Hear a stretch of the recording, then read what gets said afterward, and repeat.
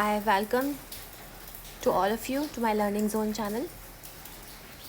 तो बच्चों, कल हम सभी ने चैप्टर 3 का पार्ट 1 कंप्लीट कर लिया था, 3.1 पार्ट चैप्टर का।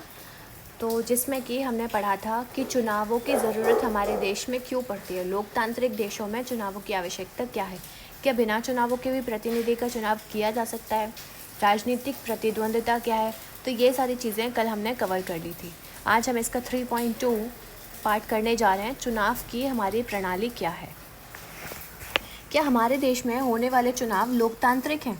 इस सवाल का जवाब देने के लिए आइए देखें कि भारत में चुनाव किस तरह से होते हैं। तो अब यहाँ पर पूछा गया है क्वेश्चन कि क्या जो हमारे देश में चुनाव होते हैं, क्या वो लोकतांत्रिक चुनाव होते हैं? उन्हें क्या लोकतंत्र की श्रेणी में रखा जा सकता है? और जो चुनाव होते हैं वो किस तरह से होते हैं? तो हमारे यहाँ लोकसभा और विधानसभाओं के चुनाव हर 5 साल बाद होते हैं। तो अब यहाँ पर दिया हुआ है कि जो हमारे देश में, भारत में चुनाव होते हैं, इलेक्शंस होते हैं, तो वो हर 5 साल बाद होते हैं, चाहे वो लोकसभा के चुनाव हो या विधानसभाओं के चुनाव हो। 5 साल के बाद जो चुने हुए प्रतिनिधि होते हैं वो बदल जाते हैं, यानी कि फिर से इलेक्शन होते हैं, फिर से नए प्रतिनिधि चुने जाते हैं। लोकसभा और विधानसभाएं भंग हो जाती है, फिर सभी चुनाव क्षेत्रों में एक ही दिन या एक छोटे अंतराल में अलग अलग दिन चुनाव करवाए जाते हैं। यानी कि 5 साल के बाद जो लोकसभा और विधानसभाएं भंग हो जाती है और दोबारा से चुनाव करवाए जाते हैं। एक ही दिन में सारे जगह चुनाव होते हैं, या फिर छोटे छोटे टाइम पीरियड का एक गैप दे करके सभी जगह पर इलेक्शंस करवाए जाते हैं। तो इसे क्या कहा जाता है? इसे आम चुनाव कहते हैं। कई बार सिर्फ एक क्षेत्र में चुनाव होता है जो किसी सदस्य के मृत्यु या इस्तीफे से खाली हुआ होता है। कभी कभी ऐसा हुआ होता है कि जो प्रतिनिधि अपने टाइम पीरियड उनका मतलब 5 साल होने से पहले भी इलेक्शन हो जाते हैं, क्योंकि कभी कभी या तो वो इस्तीफ़ा दे देते हैं या उनकी मृत्यु हो जाती है। तो उस जगह जो खाली रह जाती है उनकी मृत्यु के बाद या फिर इस्तीफे के बाद, तो उसके लिए दोबारा से फिर वहाँ पे 5 साल पहले ही चुनाव करवा लिए जाते हैं।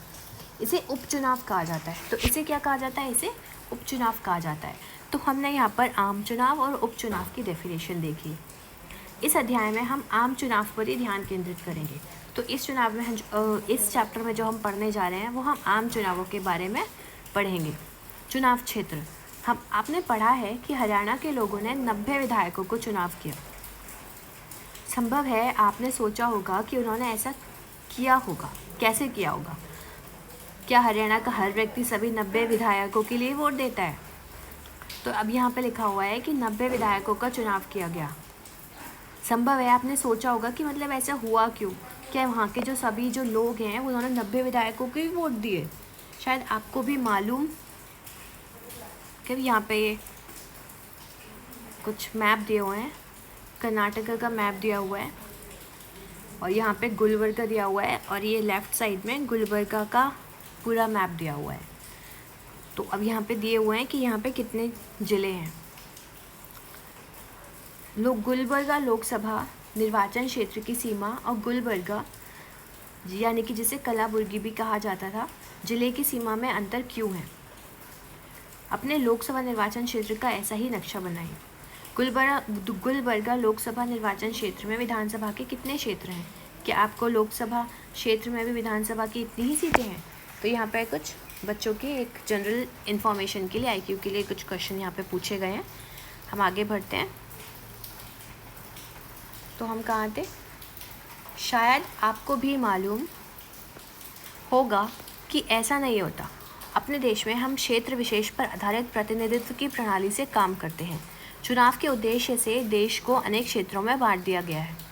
इन्हें निर्वाचन क्षेत्र कहा जाता है। और चुनाव की दृष्टि से जितने भी अलग अलग डिफरेंट पार्ट्स में कंट्री को डिवाइड कर दिया जाता है, तो उसे हम निर्वाचन क्षेत्र कहते हैं।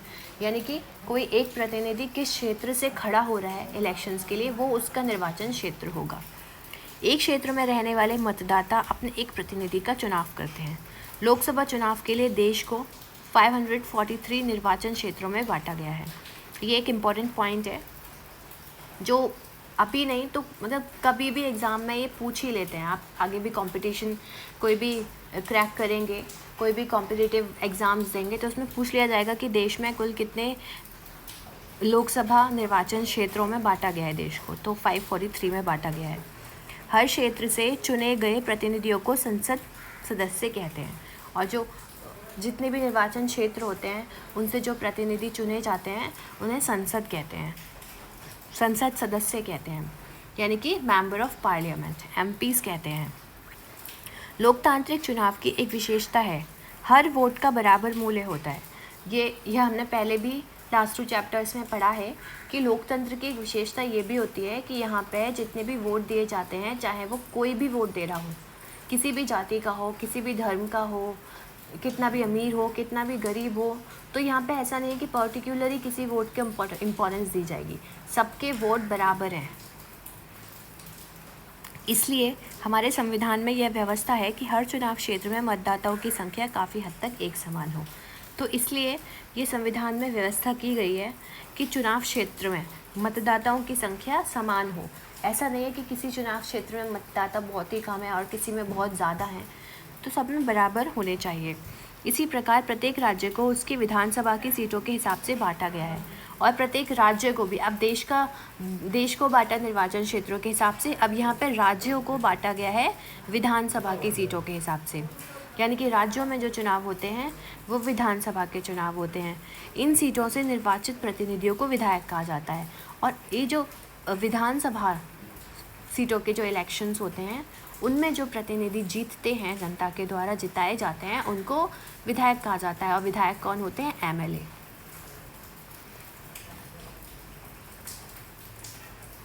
प्रत्येक संसदीय निर्वाचन क्षेत्र में विधानसभा के कई निर्वाचन क्षेत्र आते हैं।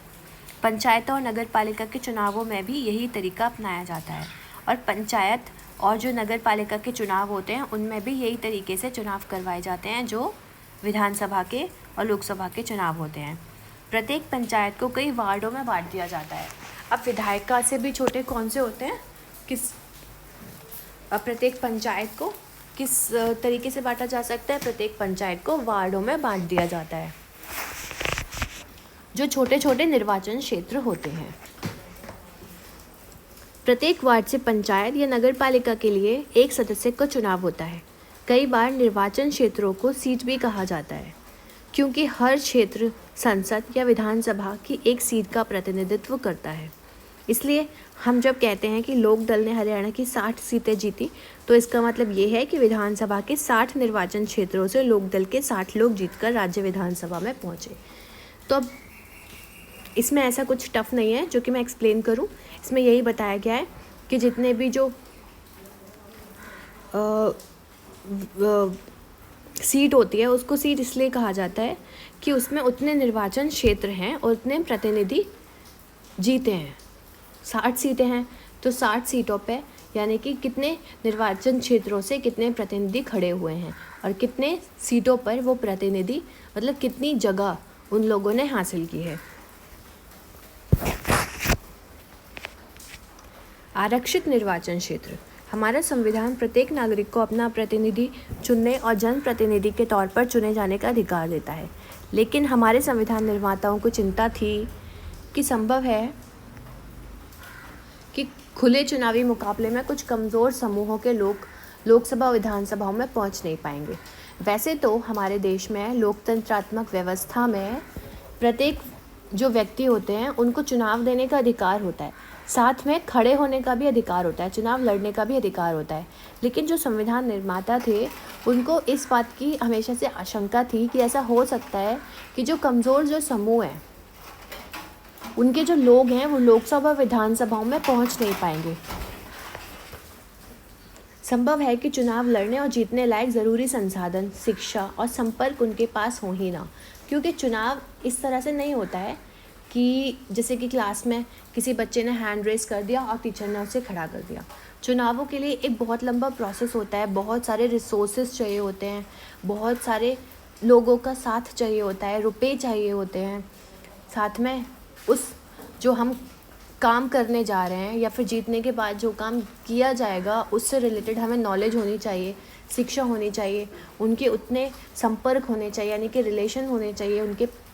तो ये संभावना थी उन लोगों के माइंड में, संविधान निर्माताओं में, कि कमज़ोर वर्गों के पास पता नहीं ये सारी सुविधाएं उपलब्ध होंगी कि नहीं होंगी। संसाधनों वाले प्रभावशाली लोग उनको चुनाव जीतने से रोक भी सकते हैं। अब ये बिल्कुल सही बात कही गई है। मान लीजिए कोई प्रतिनिधि खड़ा भी हो जाता है कमज़ोर वर्ग का, कि जिसके पास उचित मात्रा में इतने संसाधन, रिसोर्सेज या फिर रुपए, जो भी चीज़ इलेक्शंस को जीतने के लिए भी छोड़िए, खड़े होने के लिए चाहिए होती है, तो वो जो पैसे वाले लोग हैं और जो प्रभावशाली लोग हैं उनको चुनाव जीतने से अलग अलग हथकंडे अपनाते हैं उनको रोकने के लिए। तो ऐसा भी हो सकता है। अगर ऐसा होता है तो संसद और विधानसभाओं में हमारी आबादी के एक बड़े हिस्से की आवाज़ ही नहीं पहुंच पाएगी। और अगर वाकई में ऐसा होता है तो भारत जैसे देश में, जहाँ पे अधिकतर लोग किसान हैं, गाँव में लोग बहुत ज़्यादा रहते हैं, तो अगर ऐसा होता है तो एक बहुत जो बड़ा हिस्सा जो इस वर्ग का है उनकी आवाज़ राज्यसभा और लोकसभा विधानसभाओं तक तो पहुंच ही नहीं पाएगी। इससे हमारे लोकतांत्रिक प्रतिनिधित्व का चरित्र कमज़ोर होगा, जिससे क्या होगा, जो लोकतंत्र की हम बात तो बोलते हैं कि हमारे देश में है, तो उसका जो चरित्र है, उसका एक नेचर है, वो बहुत फीका पड़ता हुआ दिखाई देगा और यह व्यवस्था कम लोकतांत्रिक होगी। और इस प्रकार की जो व्यवस्था होगी उसको हम पूर्ण रूपेण लोकतांत्रिक नहीं कह पाएंगे, ये कम लोकतांत्रिक होगी। इसलिए हमारे संविधान निर्माताओं ने कमज़ोर वर्गों के लिए आरक्षित निर्वाचन क्षेत्र की विशेष व्यवस्था सोची। तब इसलिए जो संविधान निर्माता थे उन लोगों ने क्या किया कि कमज़ोर वर्ग के लोगों के लिए एक आरक्षित निर्वाचन क्षेत्र की विशेष व्यवस्था की, मतलब कुछ सीटें उनके लिए रिजर्व कर दी गई। इसी कारण कुछ चुनाव क्षेत्र अनुसूचित जातियों के लोगों के लिए आरक्षित होते हैं, तो कुछ क्षेत्र अनुसूचित जनजाति के लोगों के लिए आरक्षित होते हैं। मीन्स जो सीट रिजर्व की गई थी तो उनमें अनुसूचित जाति और अनुसूचित जनजाति के लोगों के लिए ही वो सीटें रिजर्व होती हैं कि वही लोग इसमें आकर के खड़े हो सकते हैं, जिससे कि उन समूहों के लोग भी प्रतिनिधि खड़े हों, जीतें और वो भी विधानसभा और राज्यसभाओं तक अपने लोगों की बात पहुंचा सकें, वो भी वहां तक पहुंच सकें। तो यहाँ पर ये सोच संविधान जो सभाओं के जो निर्माताओं की थी, उन्होंने इस तरह से कुछ सोचा। अनुसूचित जाति के लिए आरक्षित सीट पर केवल अनुसूचित जाति का ही व्यक्ति चुनाव लड़ सकता है, कोई और वहाँ पे उस सीट पर खड़ा नहीं हो सकता। इसी तरह सिर्फ अनुसूचित जनजाति के ही व्यक्ति अनुसूचित जनजाति के लिए आरक्षित चुनाव क्षेत्र में लड़ सकते हैं। अभी लोकसभा की 84 सीटें अनुसूचित जातियों के लिए और 47 सीटें अनुसूचित जनजातियों के लिए है। तो यहाँ पे हमने पढ़ा था कि कितनी सीटें जो हैं निर्वाचन क्षेत्र लोकसभा के लिए 543 सीटें होती हैं निर्वाचन क्षेत्रों में, जिसमें बांटा गया है देश को। तो ये यहाँ पे अब 84 सीटें लोकसभा के लिए और 47 सीटें लोकसभा में 84 सीटें अनुसूचित जातियों के लिए और 47 सीटें अनुसूचित जनजातियों के लिए रिजर्व की हुई है।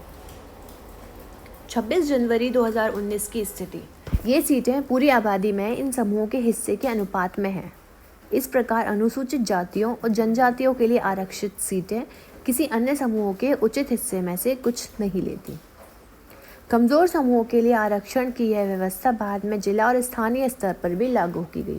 पहले देश में लागू की गई, फिर उसके बाद जिला और स्थानीय स्तर पर भी ये सारी जो व्यवस्थाएं थी आरक्षण वाली, रिजर्वेशन वाली, वह लागू की गई।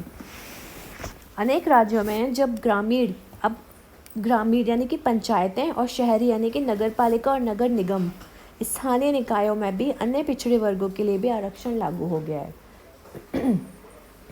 यानी कि लोकसभा और विधानसभा की सीटों के साथ साथ नगर पालिका और पंचायतों में भी, नगर निगमों में भी सीटों का रिजर्वेशन है। पर हर राज्य में आरक्षित सीटों का अनुपात अलग अलग है। पर ऐसा नहीं है कि सभी राज्यों में सीटें बराबर हैं, सब में अलग अलग है। इसी प्रकार ग्रामीण और शहरी स्थानीय को यहाँ पे इंडिया का मैप दिया हुआ है, जिससे हम समझते हैं लोकसभा के निर्वाचन क्षेत्र। कुल निर्वाचन क्षेत्र 543 है, यानी कि वाइट जो पूरा पोर्शन है वो टोटल निर्वाचन क्षेत्र है। 543 है वो टोटल, जिसमें से जो 5 है वो तो जनरल वालों के लिए है, यानी कि टोटल जितना भी है वो सामान्य है, जनरल वालों के लिए 412 है। और जो भी रेड पोर्शन आपको रेड कलर से जो कवर दिखाई दे रहा है वो अनुसूचित जाति के लिए है, और ग्रीन वाला अनुसूचित जनजाति के लिए जो कि 47 है और रेड वाला है 84। तो इस तरह से आप इंडिया के मैप के ज़रिए देख सकते हैं। और यहाँ पे स्टेट्स के नेम्स भी दिए हुए हैं कि कौन से राज्य में कितने निर्वाचन क्षेत्र हैं टोटल। फुर्सत निकाल करके आप लोग बिल्कुल इन्हें पढ़ सकते हैं, अपने अपने राज्यों के हिसाब से चीज़ें भी देख सकते हैं।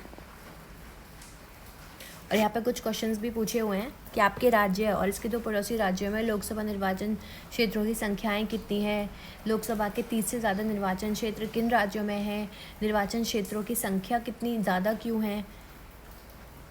तो इस तरह के कुछ यहाँ पे क्वेश्चंस हैं, आप लोग अपने आप से इसके आंसर दें और प्लीज़ मेरे साथ कमेंट बॉक्स में अपने व्यूज़, अपने आंसर शेयर ज़रूर करिए। तो हम चले आगे पढ़ते हैं। और कुछ सीटें 1/3 सीटें महिलाओं के लिए भी आरक्षित की गई हैं। भाई अब जो पुरुष सत्तात्मक व्यवस्था है, जहाँ पर पुरुष प्रधान देश में अब महिलाओं को भी पीछे नहीं छोड़ा जा सकता, महिलाएं भी बराबरी की पूरी हकदार हैं। तो महिलाओं के लिए भी 1/3 1/3 सीटें रिजर्व की गई हैं। इसके बाद हम पढ़ते हैं मतदाता सूची। एक बार जब निर्वाचन क्षेत्र का फैसला हो जाता है तब यह तय किया जाता है कि कौन वोट दे सकता है और कौन नहीं। इस फैसले को अंतिम दिन तक के लिए किसी के भी भरोसे नहीं छोड़ा जा सकता। लोकतांत्रिक चुनाव में मतदान की योग्यता रखने वालों की सूची चुनाव से काफ़ी पहले तैयार कर ली जाती है और हर किसी को दे दी जाती है। इस सूची को आधिकारिक रूप से मतदाता सूची कहते हैं।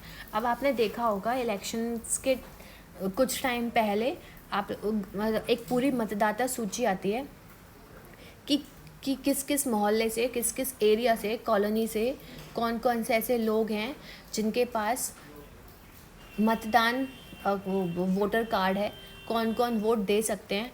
तो वो भी पूरी सूची तय की जाती है, जिसको आधिकारिक तौर पर मतदाता सूची कहा जाता है, यानी कि वोटर लिस्ट। आम बोलचाल में इसे वोटर लिस्ट भी कहते हैं। यह एक महत्वपूर्ण कदम है क्योंकि इसका सीधा संबंध लोकतांत्रिक चुनाव की पहली शर्त, अपना प्रतिनिधि चुनने के लिए हर किसी को समान अवसर मिलने से है। और ये सूची तैयार क्यों की जाती है?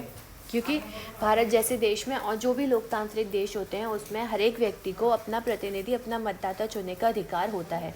तो गवर्नमेंट के द्वारा ये चीज़ें निर्धारित कर ली जाती हैं पहले से कि कहाँ कहाँ पर कितने कितने मतदाता हैं, किस किस को मतदान देने का अधिकार है। क्योंकि वयस्क मताधिकार प्रणाली में हर एक वयस्क व्यक्ति जो 18 साल से ऊपर का है उसको वोट देने का अधिकार होता है। तो यहाँ पर उनकी सूची तैयार की जाती है।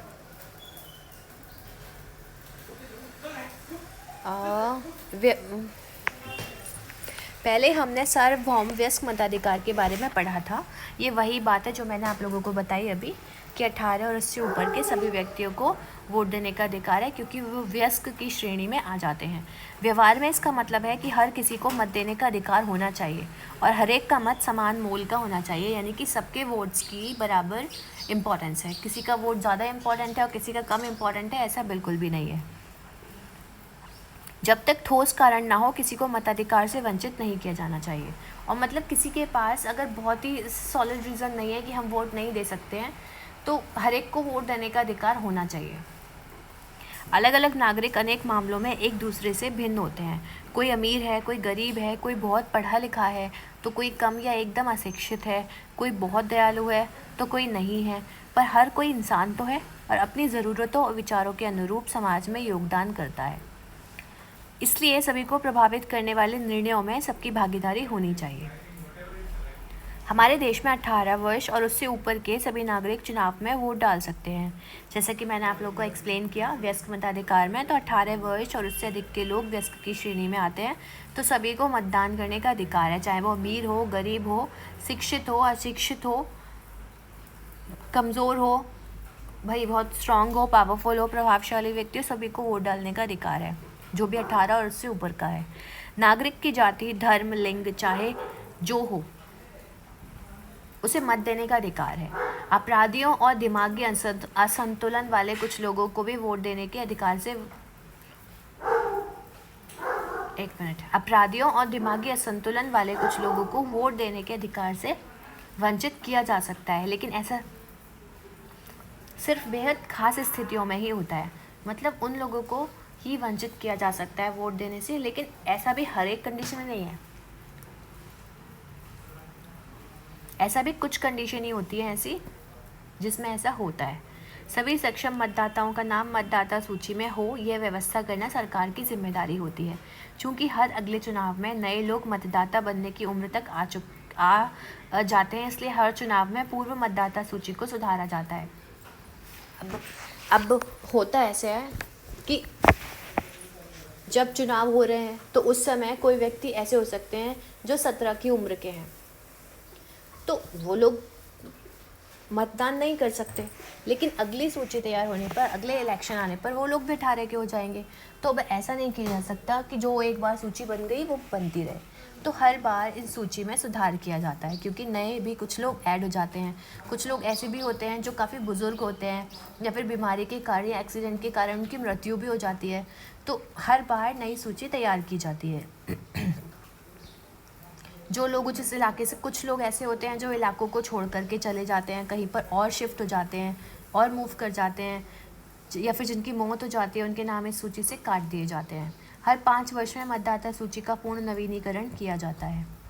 मतलब हर 5 वर्ष में चुनाव होते हैं, तो हर चुनावों में ये मतदाता सूची नई तैयार की जाती है। ऐसा मतदाता सूची को एकदम ताज़ा रखने के लिए किया जाता है। पिछले कुछ वर्षों से चुनावों में फ़ोटो पहचान पत्र की नई व्यवस्था लागू की गई है। सरकार ने मतदाता सूची में दर्ज सभी लोगों को यह कार्ड देने की कोशिश की है। वोट देने जाते समय मतदाता को यह पहचान पत्र साथ में रखना होता है। साथ में एक पहचान पत्र के जैसा होता है जिसमें फ़ोटो भी होती है, और जब भी कोई वोट देने जा रहा है व्यक्ति, तो वो पहचान पत्र उसके साथ होना चाहिए, जिससे किसी का एक वोट का दूसरों कोई ना डाल सके। फ़ोटो साथ में होगी तो पहचान की जा सकती है उस व्यक्ति की कि हाँ, ये व्यक्ति ने वोट दे दिया, और दूसरा कोई उस चीज़ का फ़ायदा ना उठा सके। पर मतदान के लिए यह कार्ड अभी तक अनिवार्य नहीं हुआ है। वोट देने के लिए मतदाता राशन कार्ड या ड्राइविंग लाइसेंस जैसे पहचान पत्र भी दिखा सकते हैं। उम्मीदवारों का नामांकन। अब इसमें बताया है कि जो प्रतिनिधि खड़े होते हैं उनका नामांकन किस तरह से किया जाता है। हमने ऊपर देखा कि लोकतांत्रिक चुनावों में लोगों के पास वास्तविक विकल्प होना चाहिए। यह तभी होगा जब किसी के भी चुनाव लड़ने पर लगभग किसी किस्म की बंदिश ना हो।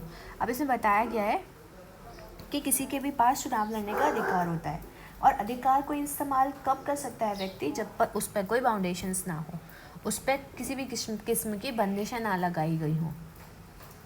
हमारी चुनाव प्रणाली ऐसा ही करती है। जो कोई व्यक्ति मतदाता है वह उम्मीदवार भी हो सकता है। मतलब ऐसा नहीं है कि जो वोट दे रहा है वो कभी खड़ा ही नहीं हो सकता इलेक्शंस में। जो वोट दे रहा है वो भी खड़ा हो सकता है। मतलब मतदाता भी उम्मीदवार बन सकता है। सिर्फ एक फ़र्क यह है कि कोई भी व्यक्ति 18 की उम्र में ही वोट डालने का अधिकारी हो जाता है, जबकि उम्मीदवार बनने की न्यूनतम आयु 25 वर्ष होती है। ठीक है, तो यानी कि वोट देने की जो उम्र होती है वो 18 और उससे ऊपर की होती है, पर उम्मीदवार बनने के लिए, इलेक्शन में खड़े होने के लिए 25 वर्ष मिनिमम आयु होनी चाहिए। उम्मीदवार बनने में भी ये देखिए निर्वाचक नामावली यहाँ पे दी हुई है कि किस तरह से नामांकन किया जाता है। पूरा परफॉर्मा उसका दिया हुआ है, आप लोग इसे देख सकते हैं अच्छे से। और ये सामान्य विधानसभा निर्वाचन क्षेत्र बिहार की निर्वाचक नामावली 2019 की यहाँ पे दी हुई है।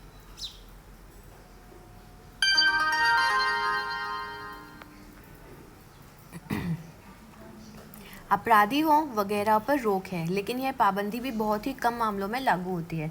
तो अब जैसे कि आप लोगों को बताया कि सभी को वोट देने का बराबर अधिकार होता है, परंतु दिमागी तौर पर कुछ कमज़ोर व्यक्ति और जो अपराधी होते हैं उन पे कुछ पाबंदियों के साथ, मतलब कुछ कंडीशंस में वोट ना देने की, उनको मतलब वोट नहीं दे सकते हैं वो लोग। लेकिन ये भी हर एक किसी मामले में नहीं लागू होता है, कुछ मामलों में लागू होती है। राजनीतिक दल अपने उम्मीदवार मनोनीत करते हैं और जो भी पार्टी होती है वो अपने एक उम्मीदवार को सिलेक्ट कर लेती है कि इस क्षेत्र से, हमारी तरफ से, हमारी पार्टी से ये उम्मीदवार इलेक्शन के लिए खड़ा होने जा रहा है, जिन्हें पार्टी का चुनाव चिन्ह और समर्थन मिलता है। अब जो उम्मीदवार खड़े हो रहे हैं जिस पार्टी से, तो उन्हें पार्टी का, हर एक पार्टी का एक चुनाव चिन्ह होता है। जैसे कि कांग्रेस का हाथ का पंजा होता है, बीजेपी का कमल का फूल होता है, बसपा का हाथी है, और तो इस तरह से बहुत सारे चुनाव चिन्ह होते हैं, तो वो भी उन उम्मीदवारों को दे दिए जाते हैं और उनको साथ में पार्टी का समर्थन भी प्राप्त होता है जिस पार्टी से वो खड़े हो रहे होते हैं। पार्टी के मनोनयन को बोलचाल की भाषा में टिकट कहते हैं, और टिकट कहा जाता है, मतलब इसको नॉर्मल भाषा में, कि जिस पार्टी से जो भी उम्मीदवार खड़ा होता है तो उसे बोलते हैं कि उसको इस पार्टी की टिकट मिल गई है। चुनाव लड़ने के इच्छुक हर एक उम्मीदवार को एक नामांकन पत्र भरना पड़ता है, और जो भी चुनाव में खड़ा होता है, लड़ने मतलब इलेक्शन लड़ने के लिए खड़ा होता है, उसको एक नामांकन पत्र भरना होता है और कुछ रकम ज़मानत के रूप में जमा करानी पड़ती है, और साथ में वो फॉर्म भरने के साथ साथ कुछ रकम यानी कि कुछ अमाउंट भी, कुछ रुपए भी जमानत के तौर पर जमा करने होते हैं। हाल में सर्वोच्च न्यायालय के निर्देश पर उम्मीदवारों से एक घोषणा पत्र भरवाने की नई प्रणाली भी शुरू हुई है। अब ये उम्मीदवार को अपने बारे में कुछ ब्यौरे देते हुए वैधानिक घोषणा करनी होती है। प्रत्येक उम्मीदवारों को इन मामलों में के सारे विवरण भी देने होते हैं। अब नामांकन पत्र के साथ में ज़मानत भरने के साथ साथ उनको एक सुप्रीम कोर्ट ने घोषणा की है कि हर एक उम्मीदवारों को एक कुछ अपना घोषणा पत्र भी भरना होगा, जिसमें उनके बारे में कुछ जानकारी होती है, वो उन्हें भरनी होती है। क्या क्या होती है वो? उम्मीदवारों के खिलाफ चल रहे गंभीर आपराधिक मामले, मतलब अगर उनके खिलाफ कोई केसेस हैं तो कौन कौन से केसेस चल रहे हैं, उन पे हैं कि भी नहीं हैं। उम्मीदवार और उसके परिवार के सदस्यों की संपत्ति और देनदारियों का ब्यौरा, मतलब कितनी उनके पास प्रॉपर्टी है, कितनी उनके ऊपर देनदारी बनी हुई है। उम्मीदवारों की शैक्षिक योग्यता, कि उनकी शैक्षिक योग्यता है वो क्या है, इन सूचनाओं को सार्वजनिक किया जाना चाहिए। यानी कि ये सारी चीज़ें उस फॉर्म में भरवाई जाती हैं जो सभी लोगों को पता होनी चाहिए। सभी लोगों को मतलब इसमें दिया हुआ है कि सार्वजनिक किया जाना चाहिए, मतलब ऐसा नहीं है कि कोई झूठी, ये कुछ जो इम्पोर्टेंट जो इन्फॉर्मेशन होती है, जो ज़रूरी होती है उसमें भरनी, वो जो सही बातें हैं वो उसमें भरी जाएँ। इससे मतदाताओं को उम्मीदवारों द्वारा खुद के बारे में सूचना के आधार पर अपने फैसले लेने का मौका भी मिलता है।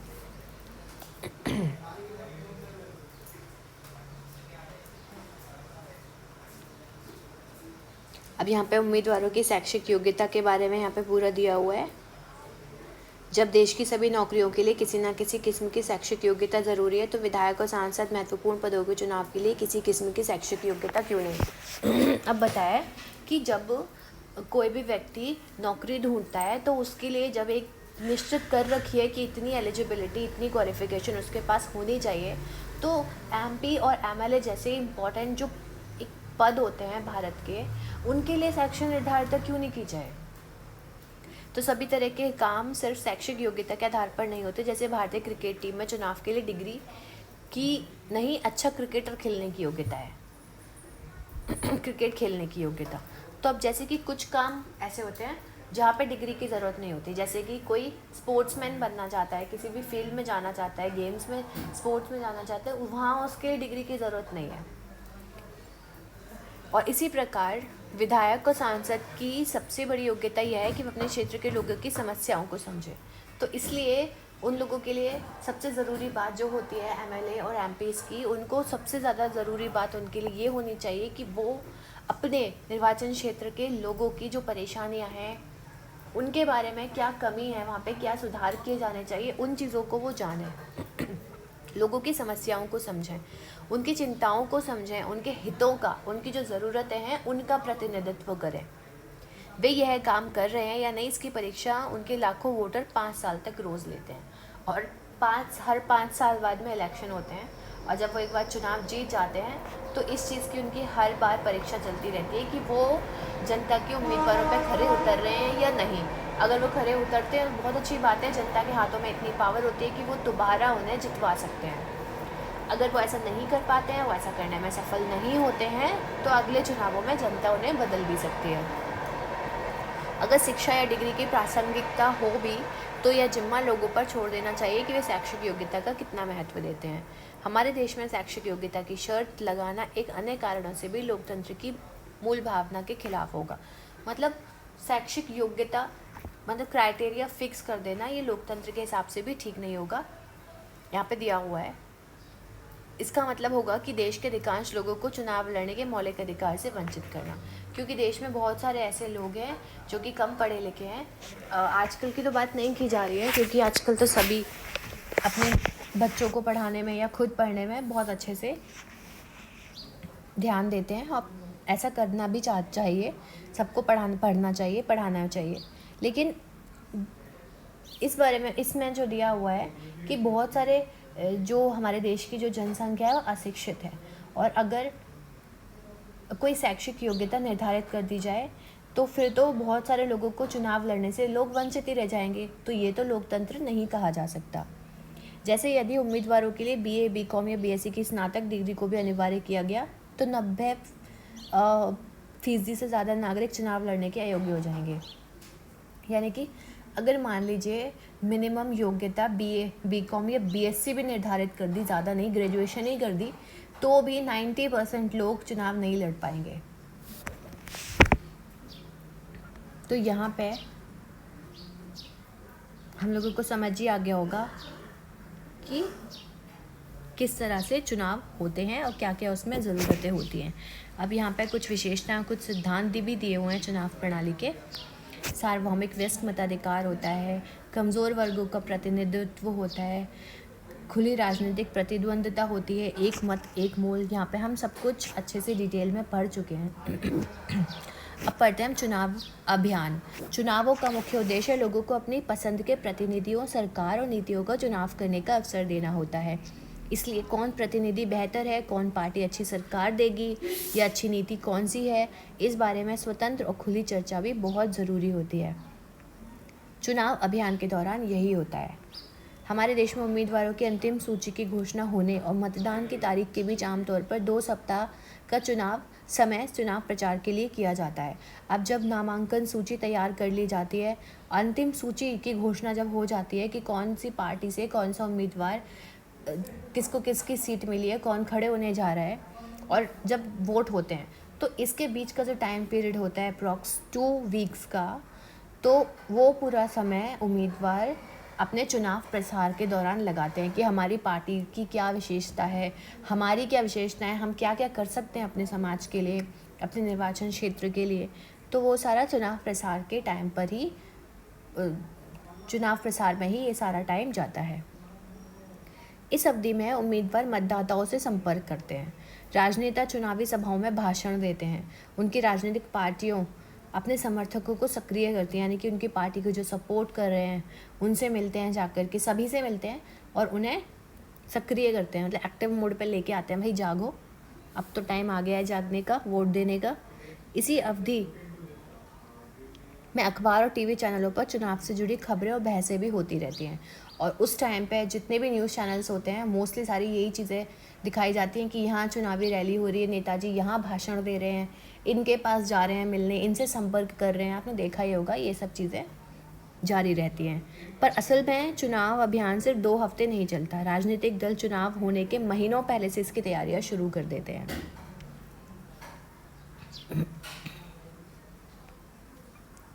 ये आप शायद कुछ कार्टून बनवाने के लिए यहाँ पे एक कॉलम दिया गया है, तो यहाँ पे पढ़ते हैं। चुनाव अभियान के दौरान राजनीतिक पार्टियां लोगों का ध्यान कुछ बड़े मुद्दों पर केंद्रित करना चाहती हैं, और कुछ ऐसे बड़े मुद्दे होते हैं जहां पे पार्टीज़ लोगों का ध्यान आकर्षित करना चाहती हैं, जो कि मतलब एक बहुत इम्पोर्टेंट से टॉपिक बन जाते हैं सभी लोगों के बीच में।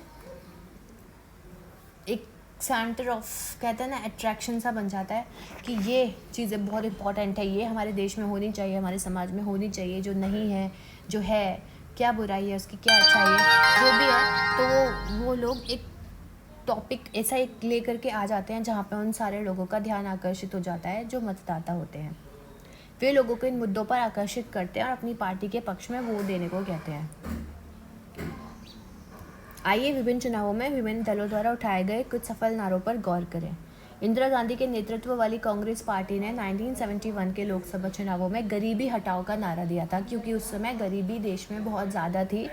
तो उस समय इंदिरा गांधी के नेतृत्व वाली कांग्रेस पार्टी ने उनका क्या नारा था कि हमारी सरकार को जिताओ, हम देश से गरीबी को दूर करेंगे, गरीबी हटाओ का नारा दिया था।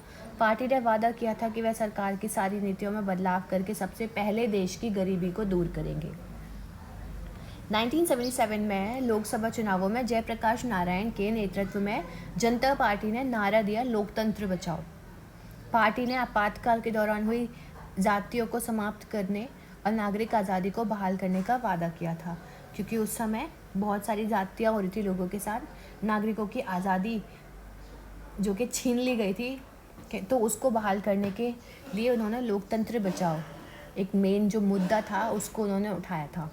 वामपंथी दलों ने 1977 में हुए पश्चिम बंगाल विधानसभा चुनावों में ज़मीन जोतने वाले को नारा दिया था। 1983 में आंध्र प्रदेश के विधान चुनावों में तेलुगु देशम पार्टी के नेता एन.टी. रामा राव ने तेलुगु स्वाभिमान का नारा दिया था। तो लोकतंत्र में राजनीतिक दलों और उम्मीदवारों को अपनी मर्जी के मुताबिक चुनाव प्रचार करने के लिए आज़ाद छोड़ देना ही सबसे अच्छी बात होती है, अच्छा होता है। पर सभी दलों को उचित और समान अवसर मिले, इसके लिए कई बार कुछ दखल देना भी ज़रूरी होता है। चुनाव के कानूनों के अनुसार कोई भी उम्मीदवार या पार्टी ये सब काम नहीं कर सकती है, मतलब उनको फ्री छोड़ दिया जाता है कि वो किस तरह से अपनी पार्टी का चुनाव प्रसार करते हैं। पर कुछ चीज़ें ऐसी भी होती हैं जो उन पर पाबंदियाँ लगा दी जाती है कि ये सब काम नहीं हो सकते, नहीं किए जाने चाहिए। तो इसमें पहला क्या है, मतदाता को प्रलोभन देना, घूस देना या धमकी देना, मतलब वोटर्स को जाकर के प्रलोभन दें किसी भी प्रकार का कि उनको रुपए दें या फिर उनसे कोई भी झूठे प्रॉमिसेस किए जाएं कि हमें वोट दो वरना हम तुम्हें मार देंगे जान से, या फिर कोई भी जिस भी प्रकार की धमकी या फिर उन्हें घूस देना, लालच देना उन्हें किसी भी प्रकार का, और जाति और धर्म के नाम पर वोट मांगना। चुनाव अभियान में सरकारी संसाधनों का इस्तेमाल करना, यानी कि सरकारी संसाधनों का इस्तेमाल करना अलाउड नहीं है। लोकसभा चुनाव में एक निर्वाचन क्षेत्र में 25 लाख या विधानसभा चुनाव में 10 लाख रुपए से ज़्यादा खर्च करना, मतलब 25 लाख लोकसभा चुनाव में और विधानसभा में 10 लाख रुपए से ज़्यादा खर्च नहीं करने हैं, क्योंकि जो लोग ज़्यादा खर्च करेंगे, जो प्रभावशाली लोग होंगे वो ज़्यादा खर्च करेंगे, जिनके पास वाकई में बहुत ज़्यादा रिसोर्सेज होंगे, तो जिससे जो कमज़ोर वर्ग के लोग होंगे जो ऐसा नहीं कर पाएंगे, तो उनके चाहे वो वाकई में बहुत अच्छे हों तो उनके जीतने में क्या पाबंदी, एक फाउंडेशन क्रिएट होती है। तो इसलिए कुछ रुपयों की खर्च करने की भी सीमा तय कर दी गई है। अगर वे इनमें से किसी भी मामले में दोषी पाए गए तो चुने जाने के बावजूद उनका चुनाव रद्द घोषित कर दिया जाएगा। अगर जीत भी जाते हैं ऐसे लोग, अगर ये सब जो काम करते हैं वो जीत भी जाते हैं तो भी उनका चुनाव कैंसिल कर दिया जाएगा, रद्द घोषित कर दिया जाएगा। इन कानूनों के अलावा हमारे देश की सभी राजनीतिक पार्टियों ने चुनाव प्रचार की आदर्श आचार संहिता को भी स्वीकार किया है, और चुनाव प्रचार की एक आदर्श आचार संहिता होती है, उसके अनुसार भी कार्य करना होता है। इसमें उम्मीदवारों पार्टियों को ये सब करने की मनाही होती है, और उसमें कुछ चीज़ें नहीं करने को बोला जाता है, मनाही होती है। वो सब चीज़ें क्या क्या है? चुनाव प्रचार के लिए किसी धर्म स्थल का उपयोग करना, सरकारी वाहन, विमान या अधिकारियों का चुनाव में उपयोग, चुनाव की अधिघोषणा हो जाने के बाद मंत्री किसी बड़ी योजना का शिलान्यास करें, बड़े नीतिगत फैसले या लोगों को सुविधाएं देने वाले वादे नहीं कर सकते। तो ये सारी चीज़ें उसमें मनाही होती है आचार संहिता में। मतदान और मतगणना, चुनाव का आखिरी चरण होता है मतदाताओं द्वारा वोट देना।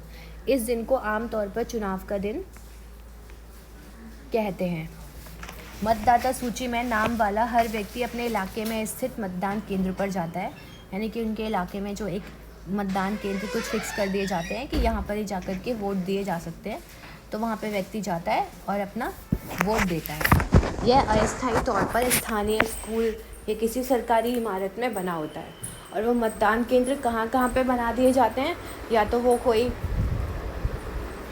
वहाँ पे स्कूल हो सकता है, किसी सरकारी कोई इमारत हो सकती है जहाँ पे मतदान केंद्र मोस्टली बना दिए जाते हैं।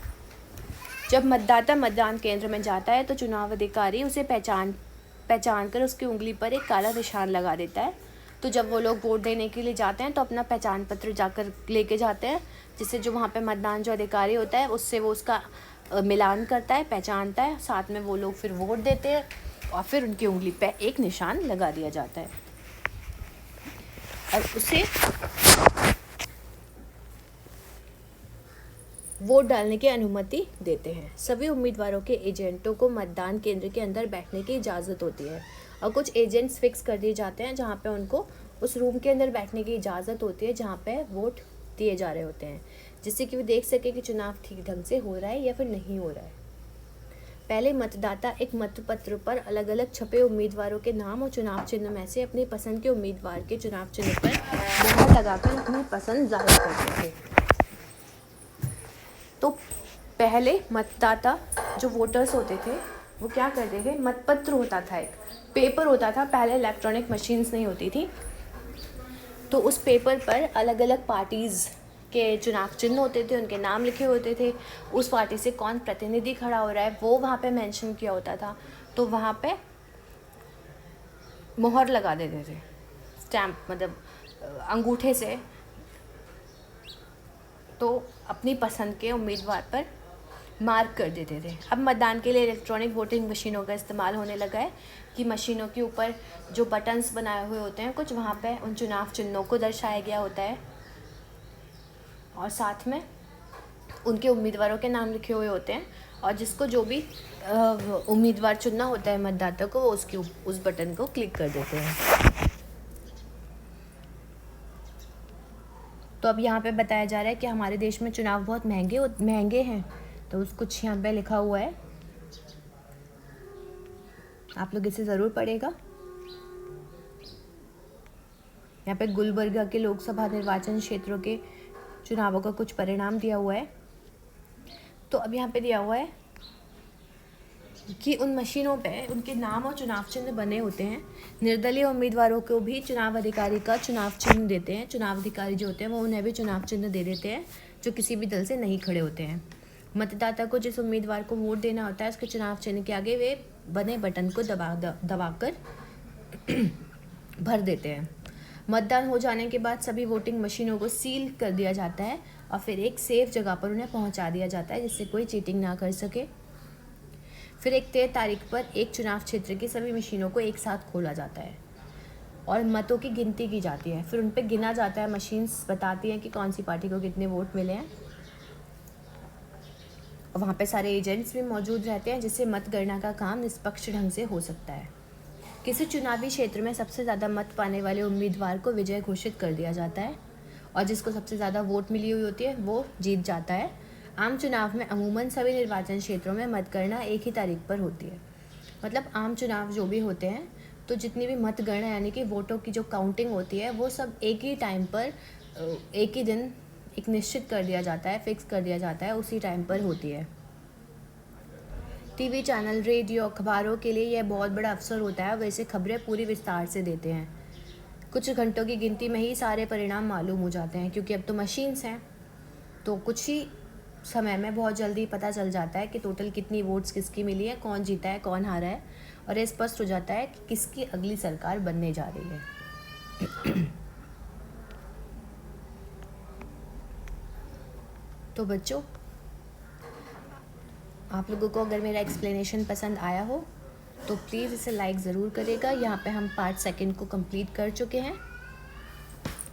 अगर मैं आगे और बनाती हूँ तो वीडियो बहुत ज़्यादा लंबा हो जाएगा, तो हम इसको नेक्स्ट पार्ट में कवर करते हैं, आगे के इसके चैप्टर के बचे हुए पार्ट को। तो प्लीज़ लाइक ज़रूर करेगा। जिन लोगों ने भी अभी तक मेरे चैनल को सब्सक्राइब नहीं किया तो सब्सक्राइब बटन को ज़रूर प्रेस करिए, बेल आइकन को भी प्रेस करिए, जिससे वीडियो के नोटिफिकेशन जो मैं डालूँगी वो आपको टाइम टू टाइम मिलते रहेंगे। तो प्लीज़ अपने व्यूज़ भी मेरे साथ कमेंट बॉक्स में शेयर ज़रूर करिए और वीडियो को शेयर भी ज़रूर करिए। So thank you friends.